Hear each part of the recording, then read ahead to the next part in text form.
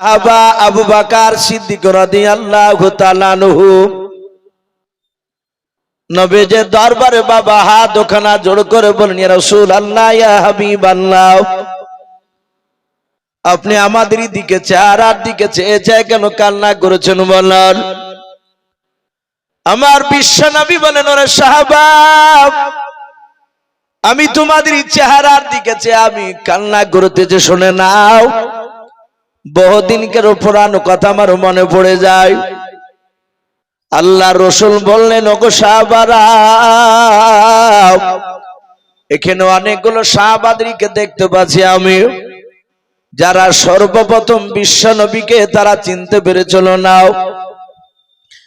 হযরতে আবু বকর বিশ্ব নবীর কাছে বলে, হুজুর, আপনার কাছে আমি প্রথম হয়তো বেয়াদবি করে ফেলেছি, রাসূল আপনাকে চিনতে পেরেছিলাম। নাও ওগো নবীজি, আপনি দয়া মেহেরবান করে আপনি আমাকে ক্ষমা করে দেন।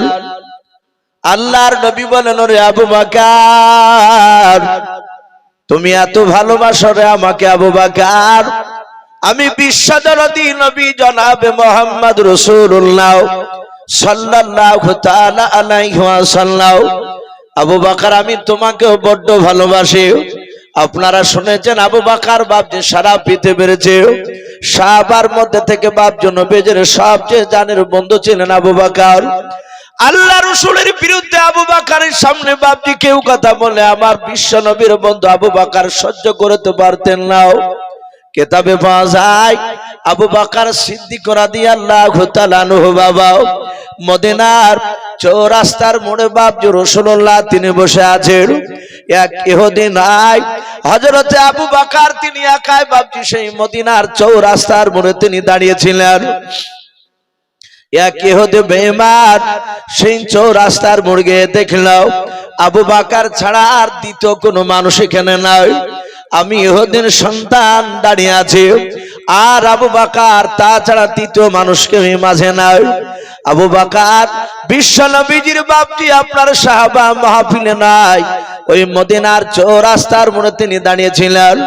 বেঈমান ইহুদের সন্তান মনে মনে চিন্তা করলো, আমি যদি আমার বিশ্ব নবীজিকে নাই ওই আবু বকরের সামনে যদি তার জানের বন্ধু আমাদের যে দুশমন মুহাম্মদ রাসূলুল্লাহ সাল্লাল্লাহু তাআলা আলাইহি ওয়াসাল্লামকে যদি গালি দিয়ে আবু বকর সহ্য করতে পারবে না, আবু বকর নিশ্চয় তো কোন সে আমার সঙ্গে ঝামেলায় হয়তো লিপ্ত হয়ে যাবে। আর যখন এই ঝামেলা হয়ে যাবে আবু বকর যদি আমাকে মারে, আমি ওটাই দেখবো আবু বকর মারলে এই জায়গায় সাক্ষী আর কেউ থাকবে না আমি ছাড়াও, কারণ তৃতীয় মানুষ এখানে কেউ না আমি আর আবু বকর ছাড়াও। আবু বকরের সামনে গিয়ে বাবা বিশ্ব নবীজির বিরুদ্ধে ন্যায় অন্যায় কথা বলতে লাগলো ইহুদির বাচ্চাও। আবু বকর সিদ্দিক রাদিয়াল্লাহু তাআলা আনহু হাত ওখানে জোড় করে বলেছিলেন, ভাই শুনে নাও, এখানে আল্লাহর রাসূল তিনি তো এখানে উপস্থিত নাই, এখানে দাঁড়িয়ে নাই। এই ইহুদি ভাই, তুমি আমার বিশ্ব নবীকে কেন গালি দাও বলো?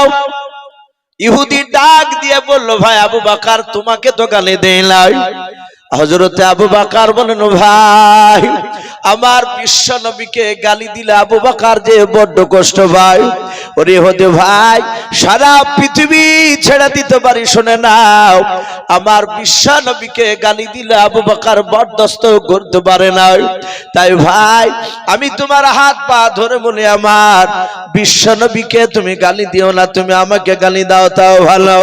কিন্তু বাবা ওই ইহুদির বাচ্চা বাপনি শুনলো না, আবু বকরের কাছে গিয়ে বাপনি আপনারা আবার কয়েকবার নবীজিকে গালি দিতে লাগলো। আমার দরদি নবীজি বাপজির বন্ধু আবু বকর আর সহ্য করতে না পেরে বাপজির আগে থাকতে না পেরে আবু বকর ইহুদের গালে একটা ঠাস করে বাপজি থাপ্পড় লাগিয়ে দিল। ইহুদির বাচ্চা ওটাই বাপ যে চাইছিল কখন আবু বকর আমাকে চড় মারবে, আমাকে থাপ্পড় মারবে, আর ওই সময় আমি কি করব? আবু বকরের বিরুদ্ধে গিয়ে রাসূলুল্লাহর দরবারে আমি বিচার দিয়ে দেব। আমার মুহাম্মদ সাল্লাল্লাহু আলাইহি ওয়াসাল্লাম আমার দুশমন হলো, উনি ন্যায্য বিচার করে সাক্ষীবিহীন বিচার করবে না। আবু বকরকে সাক্ষী চাইলে এখানে আবু বকর সাক্ষী নিয়ে এসে দিতে পারবে না, কারণ আমাকে যে থাপ্পড় মেরেছে একমাত্র আমি আর আবু বকর জানে, আর আরেকজন জানেন, তিনি হচ্ছেন আমার স্বয়ং আল্লাহ। বলুন সুবহানাল্লাহ। না, আল্লাহকে তো নিয়ে যেতে পারবে না। আমার বিশ্ব রাসূলের কাছে গিয়ে ইহুদি বলল, হে মুহাম্মদ সাল্লাল্লাহু আলাইহি ওয়াসাল্লাম, তোমাকে আমি না মানতে পারি, তোমার বন্ধু আমাকে ধরে মেরেছে। আবু বকর সিদ্দিক রাদিয়াল্লাহু তাআলা আনহুকে বললেন, রাসূল, হে আবু বকর বন্ধু, তুমি কি মেরেছো? আবু বকর বললেন, হুজুর আপনাকে গালি দিছিল তাই আমি থাপ্পড় মেরেছি, থাকতে পারি না। ইহুদিকে ডাক দিয়ে রাসূল বললেন, ইহুদি, এই তুমি আমাকে কেন গালি দিছিলে? আমি তো কোনো অন্যায় করিনি। ইহুদি সাথে হাতে জবান উল্টে বলল, হে মুহাম্মদ সাল্লাল্লাহু আলাইহি ওয়াসাল্লাম, আমি তোমাকে না মানতে পারি তোমার দিনকে, কিন্তু আমি তোমাকে গালি দিইনি। তোমার বন্ধু আবু বকর সিদ্দিক রাদিয়াল্লাহু তাআলা আনহু সে মিথ্যা কথা বলছে। নবী বলেন, আবু বকর এতে বলছে মারে নাই, সে গালি দেয়নি তো আমাকে, আর তুমি তাকে মারলে কেন বিনা দোষে? আবু বকর সিদ্দিক রাদিয়াল্লাহু তাআলা আনহু তিনি বলেন, হুজুর আপনার কি ধারণা হয় যে আবু বকর মিথ্যা কথা বলে? ওগো নবী, আপনি তো আমাকে সিদ্দিক টাইটেল দিয়েছিলেন। আমরা জানি বিশ্ব নবী বাপ যে আবু বকর, ওর আসল নাম ছিল আবু বকর ইবনে আবু কুহাফা। আবু বকর আব্বার নাম, আবু কুহাফার বেটা আবু বকর। এই আবু কুহাফা আবু বকর সিদ্দিক এটা টোটাল নাম দিয়েছিলেন না, শুধু আবু বকর ছিল। বিশ্ব নবী বলেছিলেন এর নাম আজ থেকে শুধু আবু বকর বলো না, এ হচ্ছে সিদ্দিক, এ সত্যবাদী। আপনারা সকলেই জানেন বিশ্ব রাসূল বাপজি মেরাজে গিয়েছিলেন। মেরাজ থেকে ফিরে এসে সকালবেলায় ফজর নামাজের পর সাহাবাদের সামনে মেরাজের ঘটনা আলোচনা করছিলেন, যে নবী আমার এক রাত্রি বেলায় উম্মে হানির বাড়ি থেকে জিবরিল আলাইহিস সালাম রাসূলুল্লাহকে নিয়ে মসজিদে হারামে গেলেন। বুরাকে চেপে মসজিদে হারামে এখানে রাসূলুল্লাহ, ওখান থেকে বাপজি আবার চলে গেলেন বাইতুল মুকাদ্দাস, অনেক দূর, যেটাকে ফিলিস্তিন বলে বাপজি আমরা জানি। ওখানে রাসূলুল্লাহ যাওয়ার পর বাপজি মসজিদের দরজায় গুড়িতে ওখানে একটাই বুরাকটাকে রাসূলুল্লাহর বুরাক থেকে বেঁধে রাখলেন। বাপজি আমার সোনা লালেরাও, আমার বিশ্ব রাসূলের বাপজি ওই মসজিদে বাইতুল মুকাদ্দাস থেকে আল্লাহর কুদরতি সিঁড়ি বেয়ে জিবরিল আলাইহিস সালামের মারফতে বাপজি প্রথম আসমান, দ্বিতীয় আসমান, তৃতীয় আসমান, এভাবে 70 পাক আসমান পাড়ি দিয়ে, অনেক লম্বা ঘটনা আছে, ওদিকে আমি যাব না। আমার বিশ্ব নবীজি সেখান থেকে বাপজি আল্লাহর সাথে বাপজি দিদার করে, কে বলেছেন ডাইরেক্ট আল্লাহর সাথে কোলাকুলি করেছেন, কে বলেছেন মুসাফা করেছেন। ওখান থেকে বাপজি 50 ওয়াক্ত নামাজ নিয়ে আসতে গিয়ে মুসা আলাইহিস সালামের সাথে সাক্ষাৎ হয়। ওনার কথা অনুযায়ী বাপজি আবার ঘুরে কমাতে গেলে, এভাবে কমাতে কমাতে বলা হয়েছে 45 ওয়াক্ত নামাজকে মাইনাস করে নবী আমার 5 ওয়াক্ত নামাজ নিয়ে আসলে, এসে বাপজি কেউ জানতে পারলো না।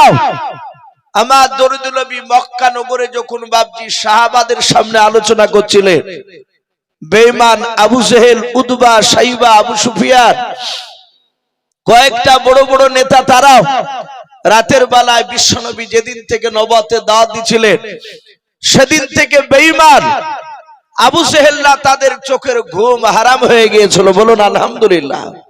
ঘুম নাই, ওরা রাতের বেলায় চুপি চুপি কোনো সময় নবীজির ঘরে দেওয়ালে এসে তারা কান লাগাতো। বিশ্ব নবীর ছোট্ট ঝুপড়ি ঘর, তারা চিন্তা করতো মুহাম্মদ সাল্লাল্লাহু আলাইহি ওয়াসাল্লাম নিত্য নতুন কথা কোথায় পায়। ওরা যে আল্লাহর বাণী এটা প্রথমে মানতো না। ওরা ভাবতো যে মুহাম্মদ সাল্লাল্লাহু আলাইহি ওয়াসাল্লাম মনে হয় রাত্রিবেলায় কথাগুলোকে সব বানায়। এইভাবে বাপজি তারা মাঝে মাঝে রাসূলুল্লাহর বাড়িতে যেত। তারা আড়াল থেকে নবী যেন বুঝতে না পারে কথাগুলো